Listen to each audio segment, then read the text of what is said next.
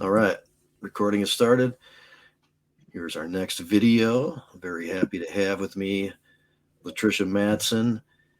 We try to let people know here at Meds Cafe about the different advocacy, activism, uh, political, just the many facets of what goes on with cannabis and what we're involved with, what we support, and that type of thing. And um, Trish does many things, and maybe we'll be back on in different contexts to talk about some of those. But I wanted people to know about Weedsters. There's been a Michigan Weedsters, which is an activist group. There's been a couple of times when the grassroots movement's has been needed to be re-energized. Yeah. Um, I would say like 2 times ago, the Redemption Foundation spurred a lot of either forming of new groups or reforming of older ones. Michigan ASA, Cannabis Caucus, and that led to other things, other groups, Michigan Cannabis Freedom Coalition. We've talked about some of those things already in these series. Um, but the most recent, I think, boost of energy to the grassroots movement was the Michigan Weedster organization, and certainly I know that you had a lot to do with that. But when we talk about a lot of these efforts, there's usually a group involved, and Correct. not one person steps up and does a lot themselves. Sometimes it sounds like that, but it's Yeah. taken thousands of us over decades, and I know Oh, that for sure, for sure. And, well, you know, working with Amy Carter through More Than Hope, well, we were working on Jaden's Law. Um, in the middle of all that, those caregiver bills came out 5300 to 5302, whatnot. Um, and during that time, we were lobbying a lot for. I would say we were speaking to a lot of legislators for the pediatric portion of More Than Hope. and for context, this was last session. We just started a new legislative session, and in the last session, there Correct. were a lot of challenges A lot. to cannabis. Yep, and So you were there working with. We'll have Amy on here one of these times too, because she should be introduced. for sure, for She's sure. done a lot of great work, and she spearheaded a bill to try to allow pediatric cannabis patients to use their medicine on school grounds, which they currently can't do. And there's the bill is called Jaden Law, which you referred to, Correct. and it got introduced last session, talked about, didn't really get anywhere, but it's going to get reintroduced this session. And you were talking about how you were working on that, and then the anti-caregiver bills started Correct. showing up, and Well, the first caregiver rally, there was tons of people. It's what we continue to keep on hearing about, because people are reactive. Like, hive mind mentality is going to cause more people to show up when you have protests and things like that. Is As is in everything in life, you don't usually hear the good stuff. So, with that being said, the Weedsters looked at their Amy and I and Rick Ansis and Tanya Kay, among many others that have been involved in and out, um, seeing a value in trying to keep um, that energy going. And along the way, it's been our initiative to innovate that whole position. So making sure that patients and caregivers are connected together, making sure that our legislators are getting education, making sure that um, we can watch how our funding is being used and what it's doing, and if it's doing any benefit for patients and caregivers in our state. So we also work on trying to unite different groups of people who are in the cannabis space or in the community. That allows us to build our strength in numbers, because we have to be able to work together instead of away from each other, or all the people that voted for this to be here really doesn't mean much of anything at this point. So right on. that way we're organizing. We want to have more social clubs. We want to have a safer way for patients and caregivers to meet each other. There's a program that we will be working on pretty soon. If the CRA is not willing or wanting to work with us on it, then we're just going to go ahead and create it ourselves, and hopefully we can introduce that program to other states too as well. Yeah, right on. You alluded to the fact that there were more people kind of coming together when faced with the challenges of those bad bills, Right. and then you kind of rolled with that with Weedsters, and then there was a subsequent rally, Hmm. and it didn't really have the same sense of urgency. We weren't as concerned about these bills getting through. There had already been a good job of kind of breaking them down and getting to a lot of the lawmakers with different information than they had before, and that type of thing. And it wasn't as well attended, but it was really important because it kept the platform alive, and a gathering and a reason to come together to like talk about these things that we need to keep. The reason that there needs to continuously be a re-energizing in the movement is because once something's over with, we tend to kind of let it go and go back into the regular routine, and not really keep it going. But I really like the fact that you organized that second rally, even Thanks. without the imminent threat, because that keeps the conversation going, keeps people together. Yeah, That 100%. And it's like you said, all pretty much intertwined between the social equity and the expungements and the legislation issues that come in through the patient and caregiver program. It's it's all important. They are all kind of, like I said, intermingle. Making coalitions and things of that nature is necessary, especially when it comes to the nonprofit spaces in cannabis. And so that's one of our goals. And that was what that event is all about, because there's been such a stigma, there's been such a division created in some spaces, which some of them are necessary. And obviously, looking at what happened after, um, you know, uh, the MCMA dissolved, learning what we've learned is absolutely necessary for us to keep moving forward and pushing forward with this. And so now that we know that they're so brave to do something as they did in nature, um, it's going to be a lot easier for us to be able to identify those things moving forward and handling them and understanding what, strategically we should be doing instead of, dropping in the door and considering to have a conversation. It's really a game in a way for me anyway. They just, Yeah, it's going to be more probably black ops, a little bit more underground. I think before they felt like the ignorance was such that they really felt like what they were doing was a good idea, and they were pretty open about it. oh You yeah, know, totally.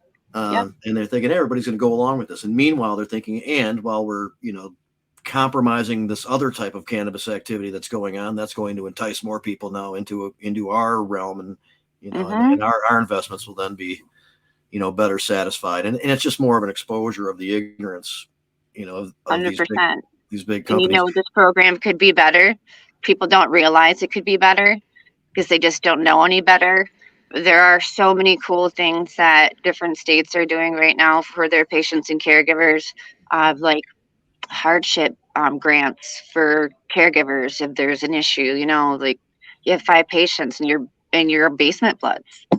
You know, that's 5 patients that are getting free cannabis for medicine and not using taxpayer dollars for pharmaceuticals and things of that nature. So it's like it's actually a benefit to everybody. So to have these type of programs, if you have to bring up money, you have to bring up money. It's just necessary to do that. It's what they're all about in the first place. So with that being said, caregivers should get some type of benefit or incentive for saving so much money and giving somebody a better quality of life based on the way that they want to heal themselves or live with whatever type of holistic medicine they want.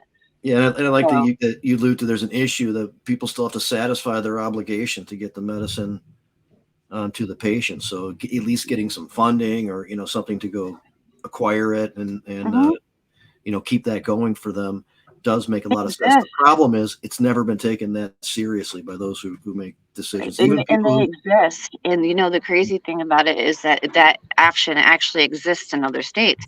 And another thing too, as we're starting to move forward, um, we're being able to see a double positive and getting people into growing from home. Um, we're moving into that new Green Deal here, moving 2030, and it looks like we might have to move to that faster after everything that's going on the planet right now. Um, so, with that being said, it's just a matter of time before People are going to have to start growing from home anyway. So this is kind of a very beneficial thing, moving towards a new direction of what it is to just be an American and what you do from your home. So we're going to Yeah. push that for a while. And there are many programs around the country where home growing is not included in what's allowed under the law. People still get into a lot of trouble if they ever get caught even growing a little bit of it. It's really stupid, but that's just that points to as far as we've come. We have a long way to go. So I guess just a couple more things here, and of course we'll be back on to talk about this and other things as we update some stuff happening. But Weedsters is behind trying to get more people to either renew or to get their patient license, particularly when they do benefit from it. And there are lots of reasons. Even if it's just an adult store that's available to get medicine, there's still lots of reasons to get your patient card if you qualify. And we'll go down that list, I guess, at some point. But suffice it to say that it's something that's been falling off, and Weedsters is making an effort to try to give people an opportunity to do that. And I know that you're working with some doctors, and that can be done just telemedicine, can be done online. Yes. And then part of those proceeds then will then help out the Weedsters. So hey, if people are looking to do it or they want an easy way of doing it, please let them know, and maybe yeah, you just you'll go to essentialtelehealth.com. When you get to that website, if you scroll down, there's going to be a form that you're going to fill out. It's going to ask you some questions. After that form is filled out, it will get sent to an available doctor. They have doctors available from 10 a.m. to 10 p.m. Eastern Standard Time. It's $90. You'll be able to get an email right after you speak with the doctor, so you'll be able to use that if you need that for any particular reason, or if you have a caregiver, you need that for that particular source or for a club. From there, it would be 3 to 5 business days when you get your card in the mail. So just an easy way of doing it. Not that much. Those are for 2 years. Yep, and you do it from home, and that's it's really nice for a lot of people. The way that our economy is, it's so nice to be able to not have to drive somewhere. So. And just switching gears a little bit, this is March. We are leading up to Hash Bash. I'm trying to get some stuff in here, and I'll have some really more direct, conversations about the history and that kind of stuff in the next couple of weeks. But Trish is also helping out with the Hash Bash committee, doing a lot of work, getting the pamphlet, the guide together, which is a really central piece of the whole event. It's the legacy piece. It's how we get sponsorship to pay for all the things necessary to put the event on: the permit, the insurance, the sound, the band, security, whatever the things are that we need to do this. And it's very much appreciated. And I wanted to remind people too that there is the Hash Bash map. That's the treasure map. That's Great Lakes Expungement Network, second year of doing a promotion and trying to raise some money for that effort. Anybody from Meds Cafe that wants to go, I'll make sure you have one of those maps. You can go get free stuff from several stores, cannabis stores, restaurants, and then it also has a ticket for one day at the Hash Bash Cup. There's like 3 major events: the Monroe Street Fair, the rally at the steps, which is what we're talking about here, which is what I'm planning with Trish and a few others, and then there's the Hash Bash Cup, and that's a really cool, fun experience itself. And the map actually costs less than what an individual ticket would for a day there. So I'd throw that in there, that anybody from Meds that wants to go, we'll get you a map. And and Trish will be there, and I'll be there. I think Weedsters will have a presence, at least at one, or if not all of these.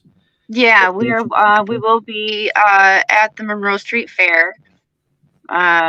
We are going to have T-shirts and the cannabis puzzle pins, hat pins. It is Autism Awareness Month next month, so we will have a whole lot of those on hand, which will, of course, in hand help us a lot with travel, things of that nature. As far as Hash Bash goes, it is going to be a very busy day. There, between the Monroe Street Fair and the rally, and then there's a football game, and then there's several places that are having bands that are live. There's the Hash Bash Cup. There's a cannabis that's going to be there doing 2 tours, plus the the treasure hunt. There's so much stuff going on there.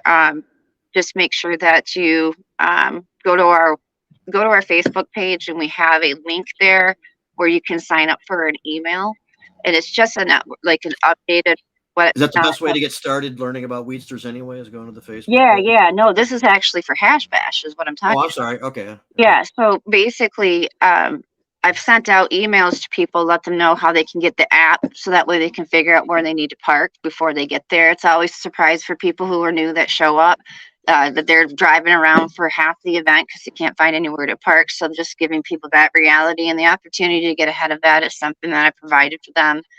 Letting them know what events are going to be there. I sent them links for all the events that are going to be Oh, happening, cool. maps to Wow. where things are at. Thank you. So, Yeah, the it's and you alluded to it. The mhm. spring game, the exhibition Michigan football game in Ann Arbor there is going to be taking place. That's another 30, 40,000 people coming into town, taking up more spots and Yeah, congesting things. So plan accordingly. yeah, there will definitely be a hold up and, get a room if you plan on staying, if you're driving out of town just for Hash Bash alone. If you're coming in for the cup, a lot of people know that it's really hard to find a room if you don't get ahead of that. Um, Other than that, I'm not really sure who the speakers are going to be. We have a ton of sponsors. The itinerary is going to be really special this year. We planned on uh, providing a perspective from 5 trailblazing advocates in cannabis over the last 50, 60 years, of course. So that is going to really, make the itineraries moving forward pretty cool to have. And then also with all the sponsors that we have, a lot of them are going to include coupons to their dispensaries. It's going to be something cool that you can leave in your dash if you're driving around the state. If you know that there's a close dispensary, you might be able to find something in that book that you can use and they can just scan. Um, that I feel like will be one of the coolest things because the sponsorships are very important for us to make everything happen. And with the printing, if like you said, with the permits and just making it clean and fun and an experience that people won't forget. Anything left over goes to John Sinclair and his 100%. family trust. He's the guy who kicked this off, a long time ago. Yeah. So, and then how would getting back to Weedsters for a second to Mm-hmm. to wrap this. Oh yeah, and the speakers. The the list is not complete, but the idea is to highlight a lot of the really really old schoolers that have been Mm-hmm. at the base foundation of a lot of this work. Especially in Michigan for decades. Correct. Uh, Including John Sinclair himself, including Adam Brook, and many others. And Mhm, we'll get into that a little bit. One of the reasons they did that was to not have to get busted and for other people not have to get busted and go to jail just for simply, engaging in some cannabis activity, which should seem really stupid to people, but there's still a lot of people in jail now. There's still people getting charged stupid felonies and misdemeanors for, minor cannabis activity right now. And so those two things kind of are the thematic approach. Then usually we like to recognize people who have done some good work over the last year in activism and advocacy and political stuff. We usually have a group of politicians. We might have some really big names this year potentially, mhm. and that would be very cool. And then some representatives of some of the advocacy work and groups and things like that are generally there. And we're being helped out by Students for Sensible Drug Policy, the U of M chapter, to put on the event this year. But please let people know about how they can get in touch with Weedsters and know what's Sure, going on with that organization. And then sure. wrap this If one up. you're Go ahead. I said then we'll wrap this one up, but we know that Sure. we'll have other conversations here in the future for Yeah, sure. yeah. If you're a patient or caregiver or looking to be a patient or caregiver in the state of Michigan, you can go to michiganweedsters.com. There is a couple different sections that you can opt in for contact. We do have a newsletter that we also provide. Um, just where you can find updates. If you want to get your patient or caregiver card, we do have all the links for that on our website as well. You'll also be able to learn about upcoming news, anything that especially that's happening in the legislature. Um, and we do have a situation where we can connect patients and caregivers. So if you're looking for either or, we'll be able to help you with that. And other than that, our ideal is to just make sure that everybody that's involved in the cannabis community are being treated the way that they should be. Yeah, it's a good place to go to if there's going to be a call for help to contact your lawmaker or to send letters or to phone calls or emails or Right. possibly to show up if you can someplace. You know, you get that information through there too. Right. All right. Well, much appreciated. As I said, we'll be back on to update some stuff, talk about other areas of interest and where some work is being done to let people know about that too. But really appreciate it. Yeah. Thanks for having me on. And I guess we'll be talking a little bit later on tonight to help get that Yeah. list of speakers finalized. So Right thanks on. a lot, All right. Latrish. Talk Yeah. to you No soon. problem. See you then. Bye. All right. Yep. Bye.